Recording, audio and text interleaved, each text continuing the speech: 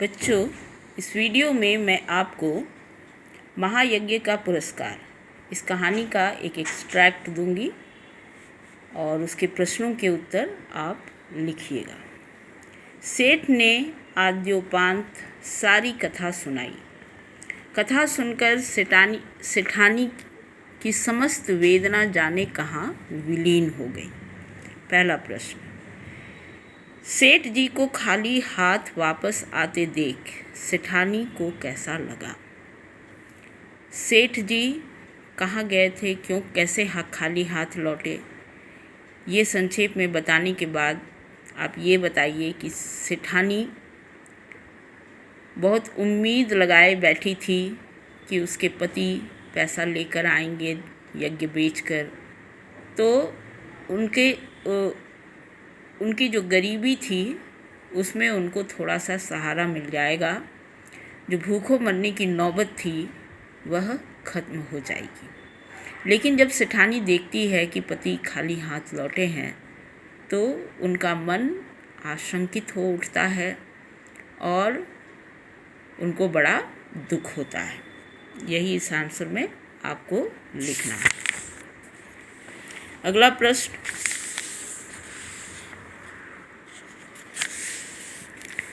आद्योपांत का शाब्दिक अर्थ बताते हुए लिखिए कि सेठ जी को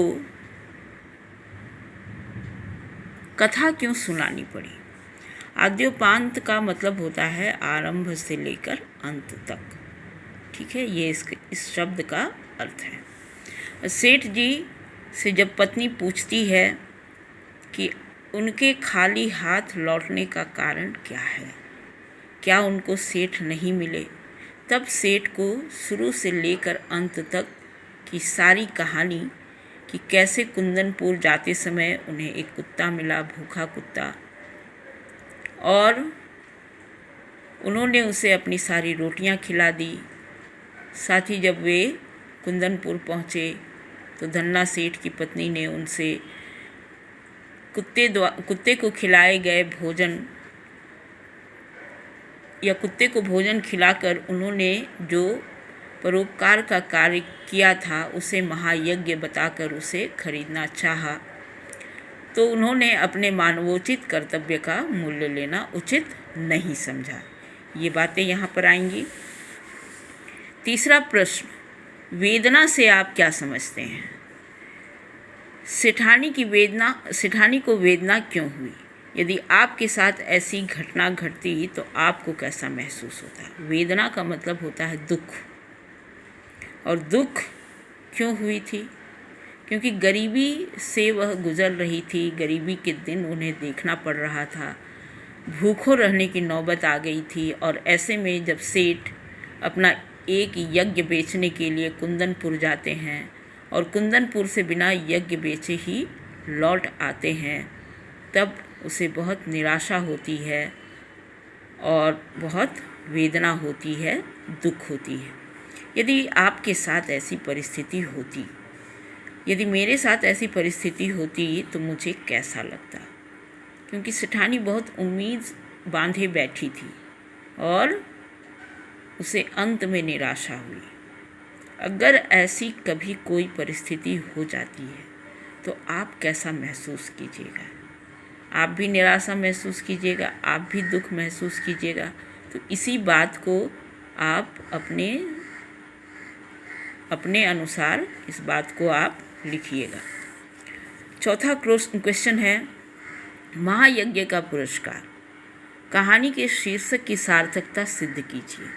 कहानी में इस कथन का क्या अर्थ है? तो महायज्ञ का पुरस्कार, ये यशपाल जी की कहानी है, मेरे ख्याल से यशपाल जी की कहानी है, और इस कहानी का शीर्षक बहुत ही जिज्ञासा से भरा हुआ है। आखिर महायज्ञ किस यज्ञ को कहा गया है, कैसा महायज्ञ था और महायज्ञ का पुरस्कार क्या मिला? यह उत्सुकता शीर्षक को पढ़ने के बाद होती है। और कहानी में यह बहुत अच्छी तरह से स्पष्ट किया गया है कि सेठ ने स्वयं भूखे रहकर अपना भोजन अपनी पोटली में बंधी चारों रोटियां कुत्ते को खिला दी थीं और इस कार्य को इस कहानी में महायज्ञ कहा गया, जो उचित ही है। उचित इसलिए क्योंकि उसके इस कार्य के बदले में भगवान ने उसे बहुत बड़ा इनाम दिया। और जब वो अपने घर लौटा तो उसको अपने घर के नीचे तहखाने में जवाहरातों से भरा एक जगह मिली और यही था उसके द्वारा किए गए महायज्ञ, अर्थात निस्वार्थ भावना से कुत्ते की भलाई किए जाने का पुरस्कार। तो कहानी का शीर्षक बिल्कुल ही सही है। शीर्षक कितना सही है और क्यों सही है, इस बात को कहानी के आधार पर जब सिद्ध किया जाता है, स्पष्ट किया जाता है, तो वही कहलाता है शीर्षक की सार्थकता। इसके अलावा एक प्रश्न मैं आपको यह भी दूंगी कि कहानी का उद्देश्य क्या है। तो कहानी के आधार पर कहानी से कुछ हिस्सा लेते हुए आपको ये बताना है कि कहानी का उद्देश्य, मतलब कहानी के द्वारा जो संदेश हमें मिल रहा है वो यही है कि मनुष्य को निस्वार्थ भावना से दूसरों की मदद करनी चाहिए, उदार बनना चाहिए और कभी भी धर्म के कार्य से पीछे नहीं हटना चाहिए, जैसा कि सेठ ने किया। कैसे किया उसका वर्णन कीजिए और फिर अंत में फिर से एक बार लिख दीजिए कि अगर हम निस्वार्थ भावना से दूसरों की मदद करते हैं तो हमें उसका फल अवश्य मिलता है, ईश्वर हमें उसका फल अवश्य देते हैं। ये क्वेश्चन हो गया।